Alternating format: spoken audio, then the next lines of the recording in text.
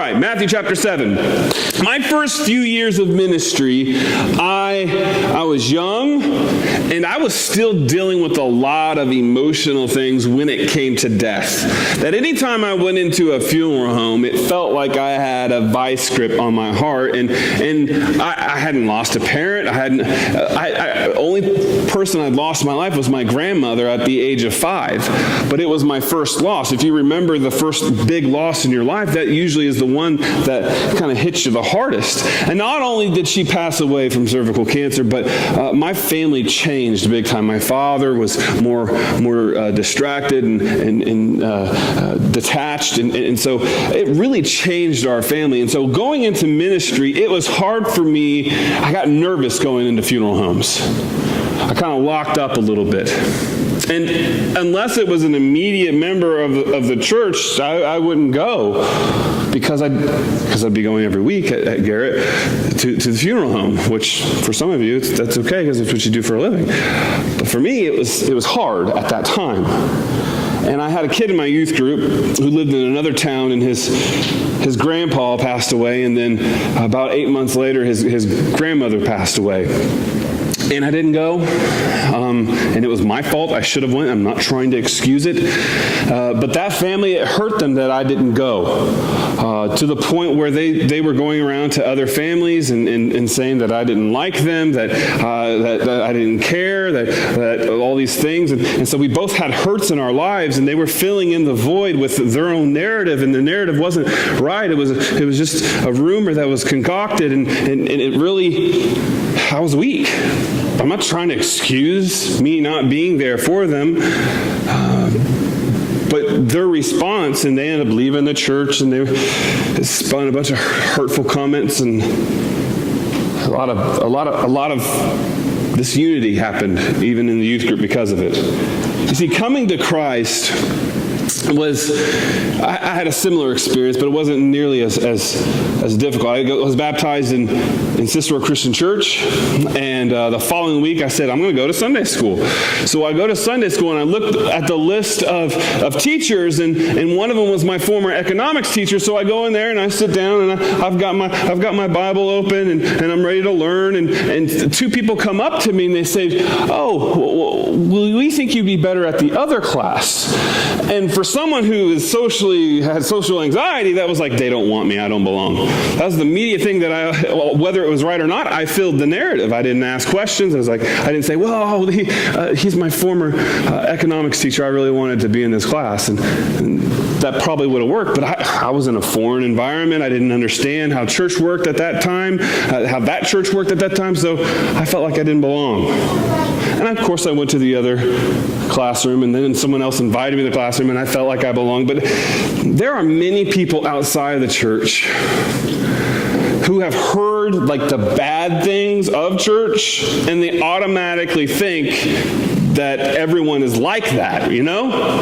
Like everyone is judgmental. And so the common person that you walk down the street, they're carrying all these thoughts and these stories that they've had of church, and they're automatically associating that with this. Or maybe it's a conversation with someone in the church, and they associate that with everyone in the church, and it's not necessarily the case.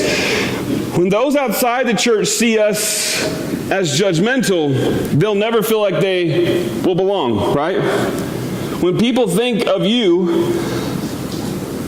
when you say, I'm a member at Ladoga Christian Church, what do they think of? It may not be that judgmental. It may be.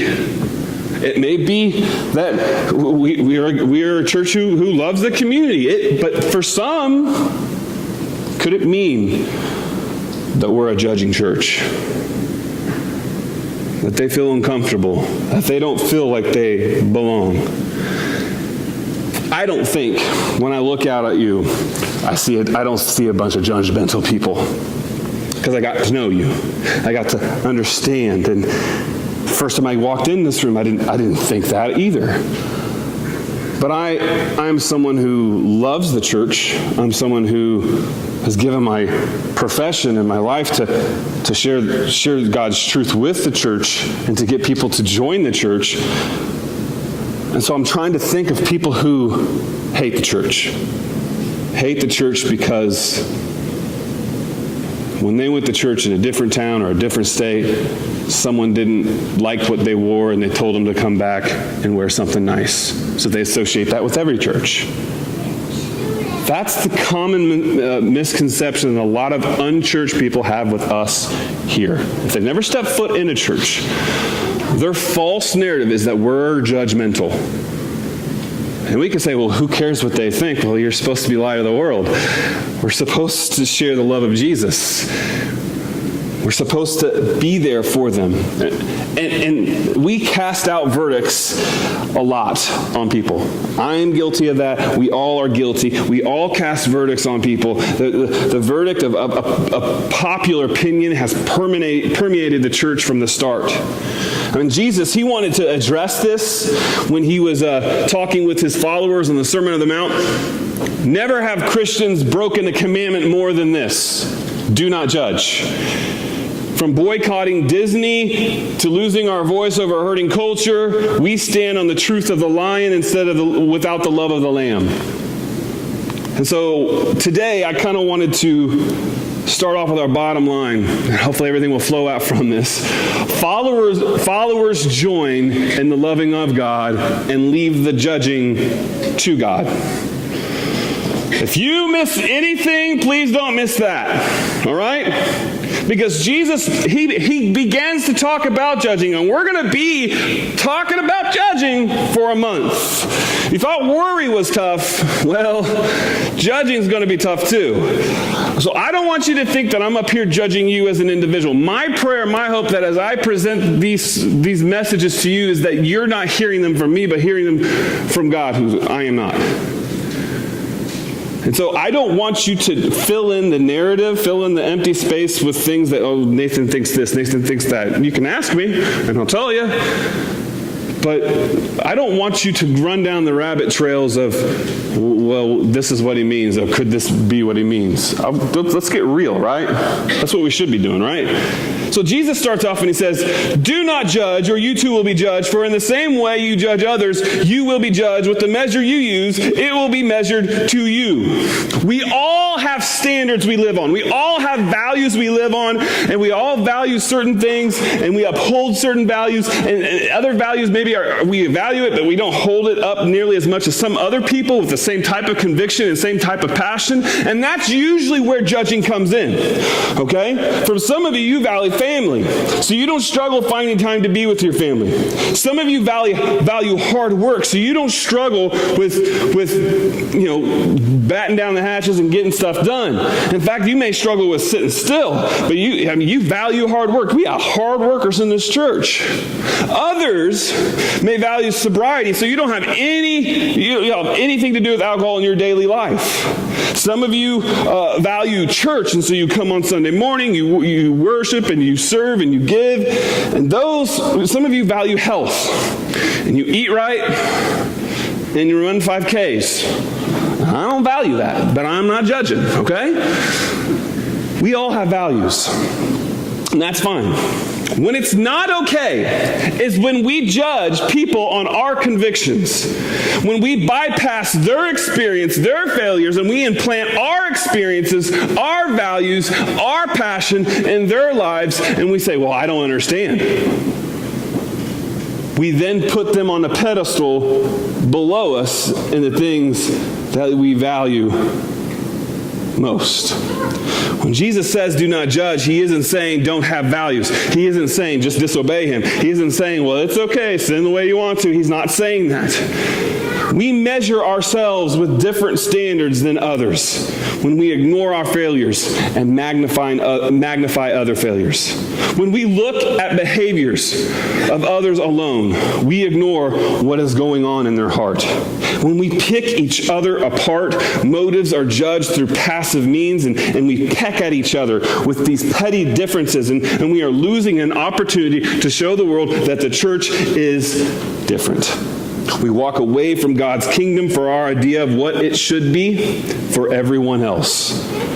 And in the day where your opinion is expressed, and we have the means to criticize and go on apathetic rants, The world is fighting over politics and healthcare, and we join in as if that is the number one value God has.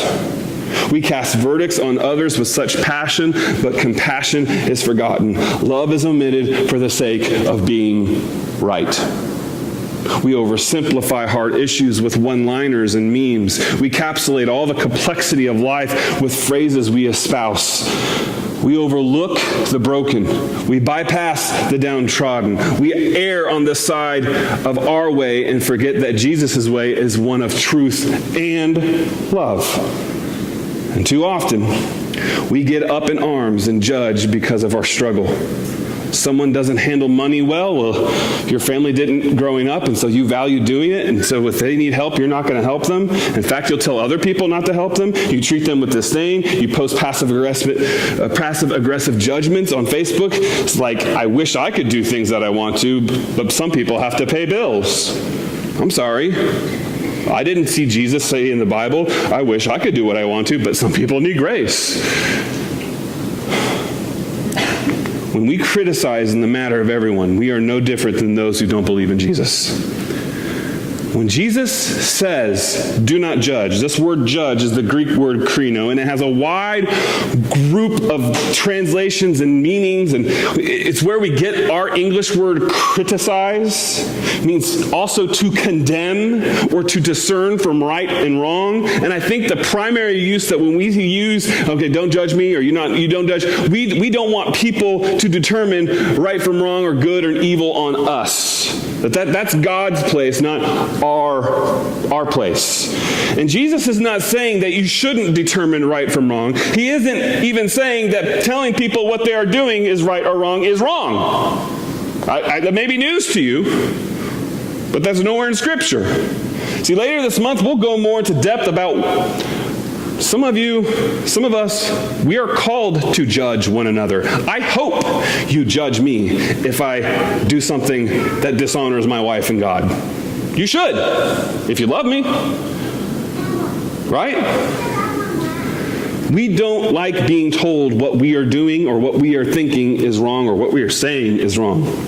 And we say things like, well, only God can judge me, like it's just some force field that we can bounce off anything. It's an attempt to embrace political correctness when we think no one can look at what we do and identify it as right or wrong. So do not judge does not mean that there is no right or wrong. Only God can see what is in our hearts. And instead of judgment, he gave Jesus. He saw the worst in me, and he still forgives me. Why can't you do the same? Why do I fall into casting verdicts on others? When we say, don't judge me, or only God can see my heart, it doesn't absolve from what we say or what we do, whether it's right or wrong. And people who use this verse want to erase the rest of the Bible. They use this verse to excuse their sin. Jesus is tolerating no matter how you live or what you do. That's okay. Only God judges you. That's not right.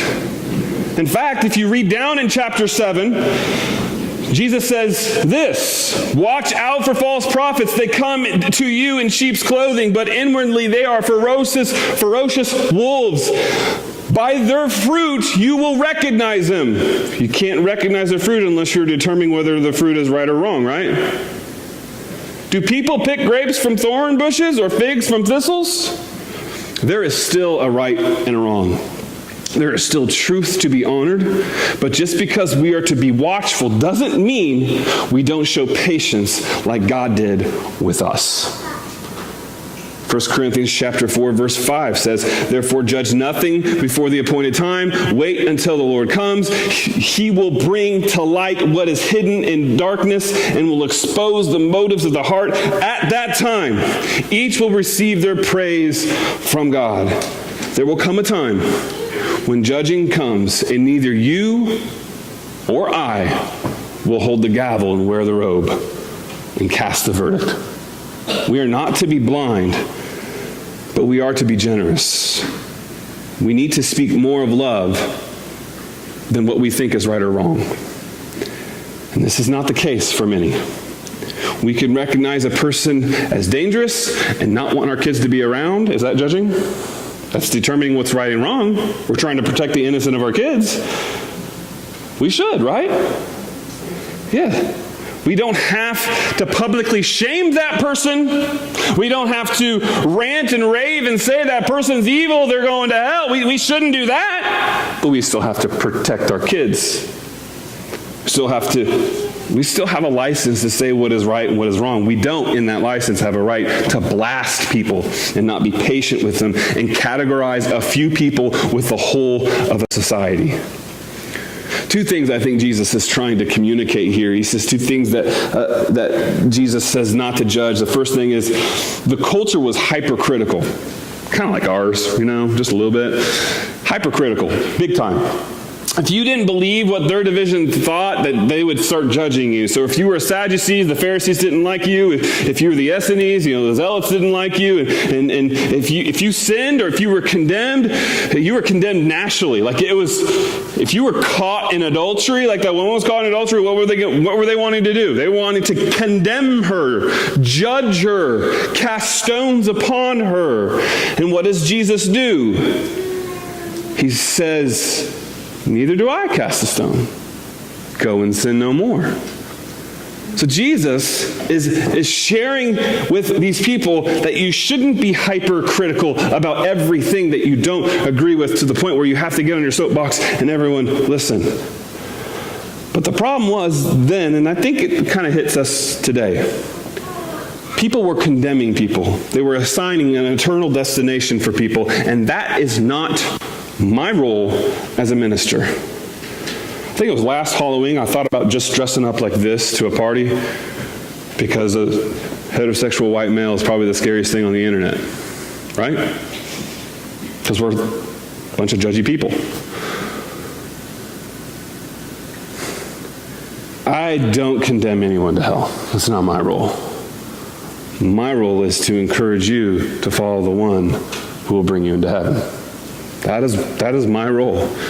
And if someone doesn't do it to the level of what I think they could, I'm not going to judge them and make them feel less. I should encourage them to help them along the way.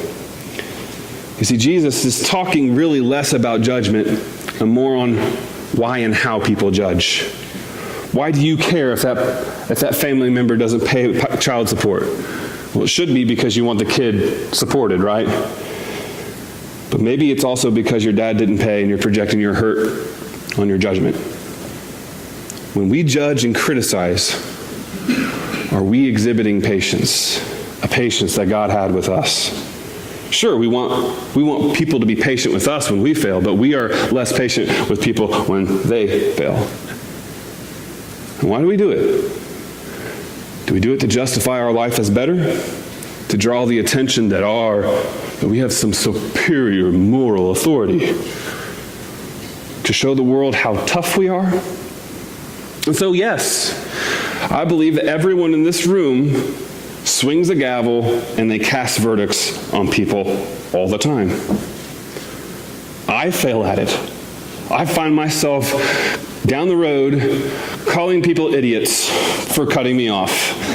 That's very judgmental. I'm basically saying they're stupid because they inconvenienced me. Right? And I've done it to the point where now my own son's starting to do it. So now I'm teaching. Oh my goodness. If someone hurts an animal, we think they should receive the death penalty. If someone works at McDonald's, we claim they are uneducated and lazy. If someone is a Democrat, we think they hate God and babies. If someone says a curse word, they are a weak Christian. If someone drinks alcohol, they are a drunk. If someone looks at their phone, they don't care about the people around them. If someone doesn't dress nice, they are poor. If someone makes too much eye contact during a conversation, they're creepy. If someone doesn't make enough eye contact, they're not interested. We make stupid and rash assumptions all the time, and we don't have the entire story. And instead of asking, we create a false narrative, and then we judge each other for it. Satan loves it. He loves the gaps in stories because he'll fill them and divide us. We assume depressed people are weak. We assume loud people are arrogant. We assume young people are rude and entitled. We assume old people are irrelevant. We assume women are weak. We assume men are angry bears. Do we think that he or she who counts the most sins gets the best seat in heaven? Are we playing duck hunt with people's lives to the end that Satan is laughing at us? So Jesus says, do not judge, for you too will be judged. How you judge is how you are going to be judged. So I don't want to judge. Jesus isn't saying that you're opening yourself up to some judging war with other people, that if you do this, they'll do this back to you. No. He says the lack of compassion you have for people will be given to you. When we take the robe and the gavel from God, we will be judged. When we assume the place of God, when we judge others. You are pretending to be God when you judge. Judging is really not the issue here. Like, you can read through this and you think, oh, Nathan, you're talking about judgment a lot, but really it's how you judge, or the lack of love attached to love, or the reason why you are judging in the first place. Judging behavior is far too easily connected with judging a person. You see, Jesus is addressing the how.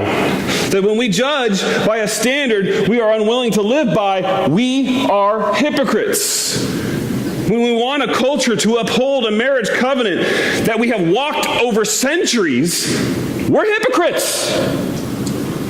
When we want a culture to value life, and yet we are so eager to end life, we are hypocrites.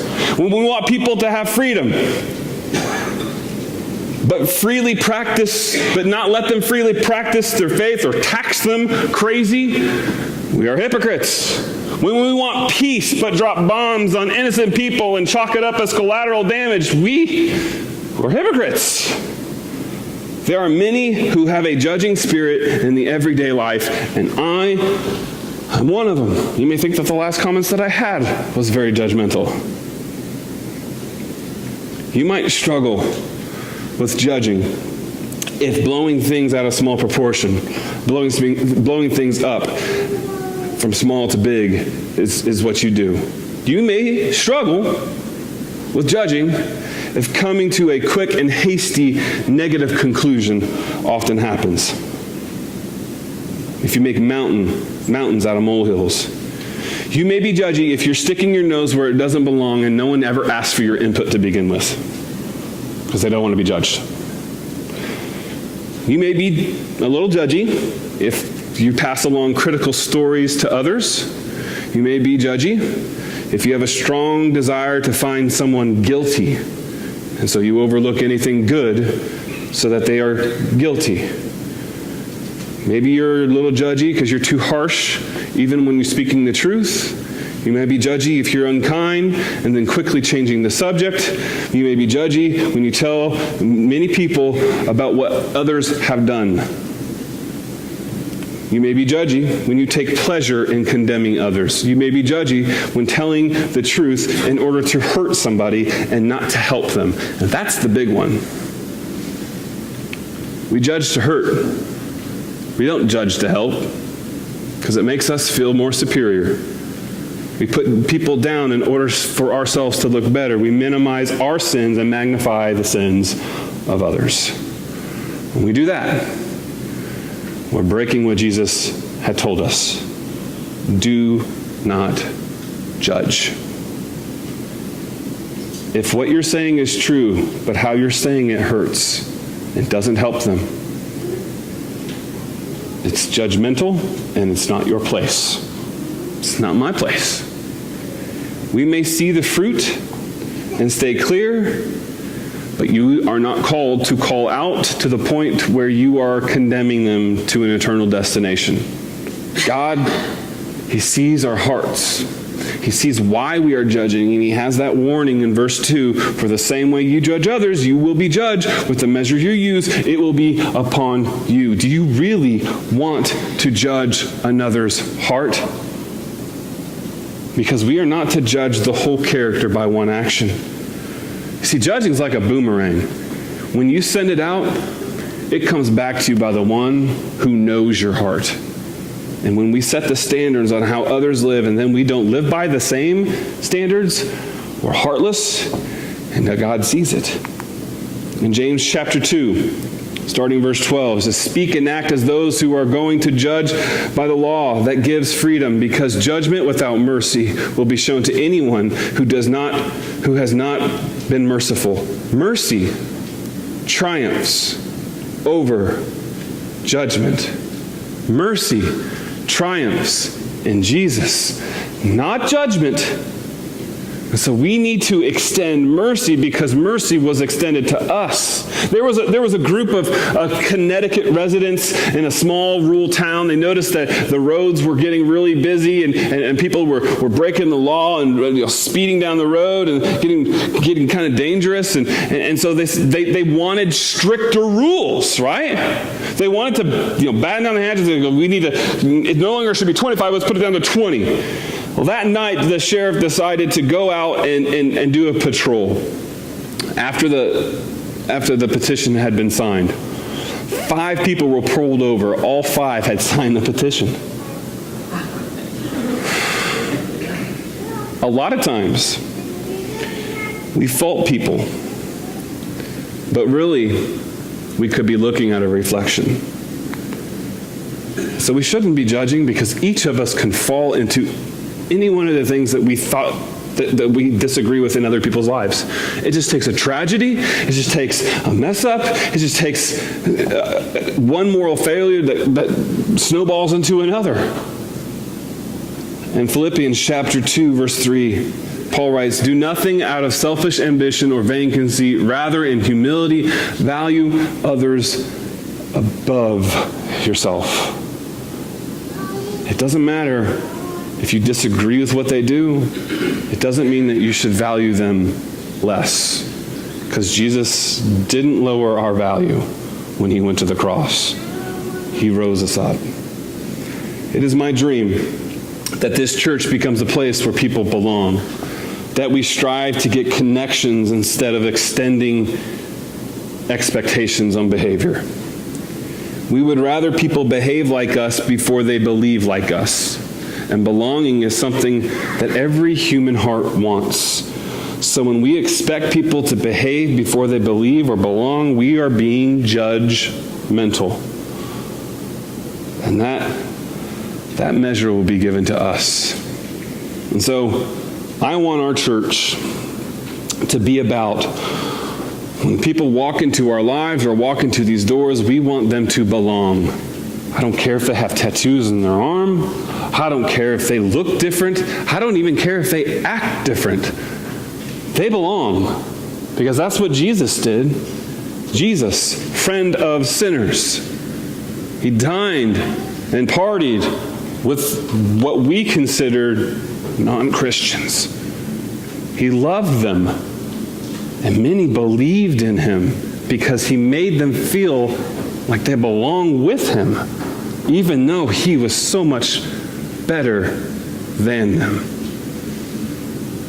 And that's what I want our church to be about, a place where people belong. And that will help people to understand a God that they can believe in. But don't ever expect people to behave in what you believe if they don't believe it for themselves. A Lord guides and directs. A shepherd guides and directs. And if we expect people to act like us without a Lord and forgiveness of their sins, we're being judgmental.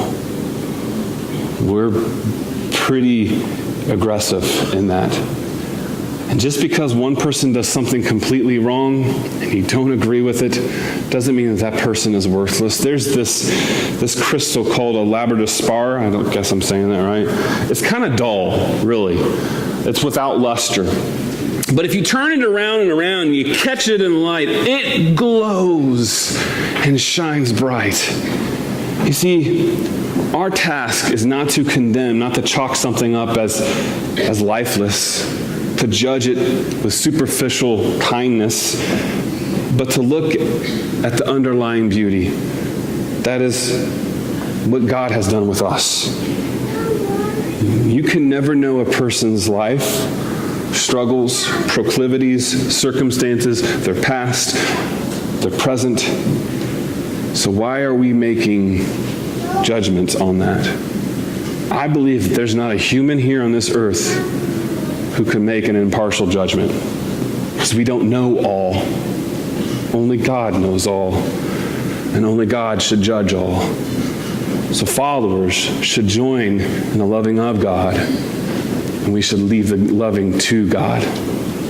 Next week, we're going to look at more in depth about what a hypocrite is.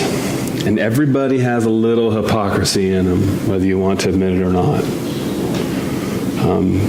My encouragement for you this week: don't jump down the narrative, the rabbit trail if there's missing details, that you fill it in and that you make a judgment on it. I think that's kind of what happened with a lot of things with Rochdale and us. The entire story wasn't known, and so rumors kind of flied out, and there's been some pretty big judgments made out there. And my automatic response to that is to be judgmental right back. And that's not my place. We all fail in this, and my encouragement to you is to not look to point out what is right, what's wrong. Look to see what you can give to someone to help them to follow the one who's right. Would you stand with me?